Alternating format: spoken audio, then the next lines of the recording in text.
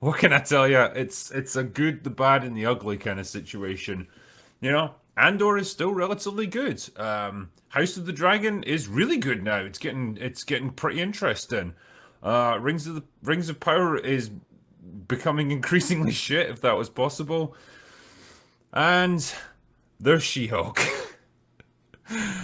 uh Fucking hell, man. We should probably get this. What do you reckon? Should we get She-Hulk out of the way first?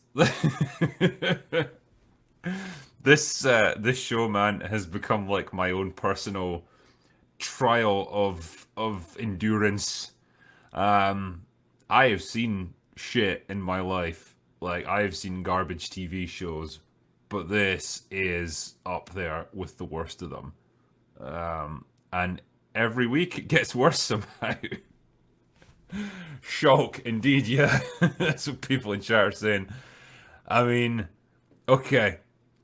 I feel like every episode is something that you can literally break down with a single sentence. You know, like Jen tries her hand at dating, or Jen goes to a wedding, or in this case, Jen goes to therapy.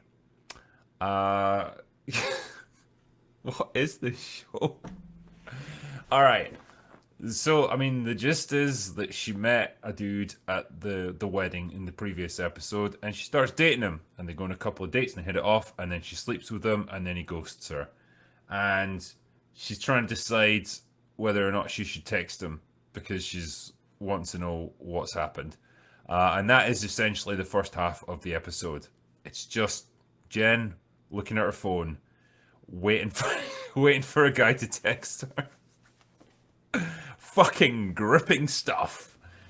And then, because obviously they're not done abusing Tim Roth yet, she gets a call from his parole officer because his inhibitor device is malfunctioned, and they're worried that he's turned into Abomination.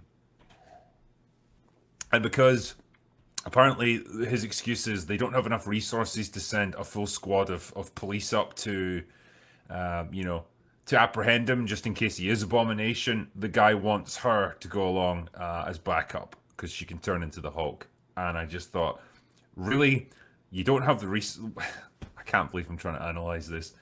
You don't have the resources to go and check up on one of literally the most dangerous human beings on the planet right now. If you can turn into Abomination at will, you can flatten entire cities. It's it's farcical. Why is he even out? Why did he get paroled? Who would ever let this man back into society? It doesn't matter how much he's apparently changed. He can still be a walking weapon of mass destruction. Uh, yeah, fucking. But yeah, apparently Jen's the only one who can do this because like the Avengers don't exist in this, even the low level ones. Nothing exists outside of like this little tiny pocket universe that this show exists in.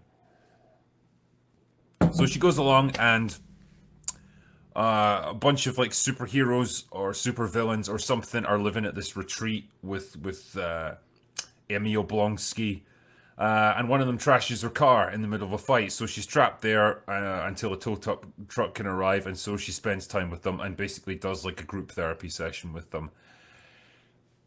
And that's the episode.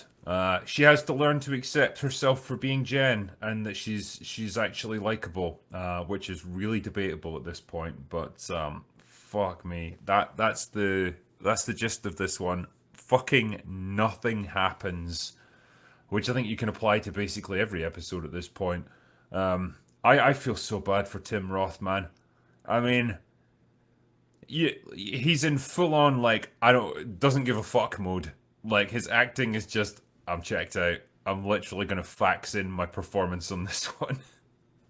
You can tell the man doesn't give a shit, and he's just there to collect a paycheck. And damn, the past 10 years have not been kind to this guy.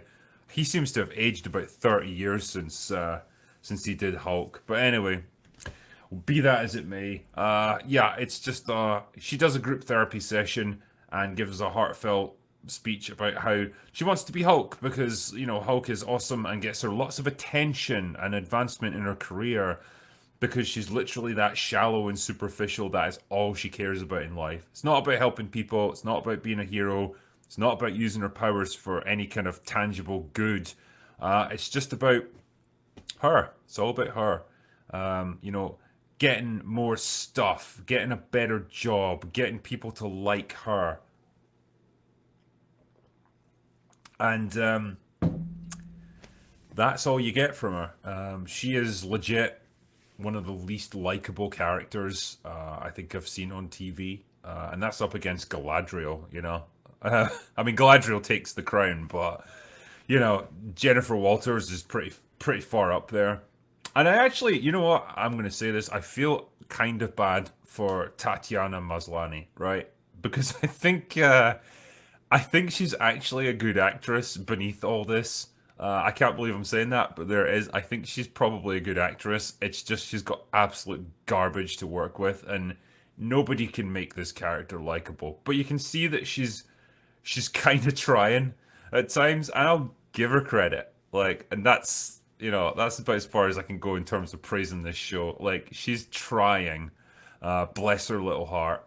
But damn, man, yeah, no one can rescue this. And like basically every other character is just a ridiculous, useless arsehole. The the group therapy scene, I didn't understand where all these supervillains have come from. Like, this is a world now where there's just like Immortal Man, who's been around for hundreds of years apparently. No one knew about him until this show. None of it makes any sense.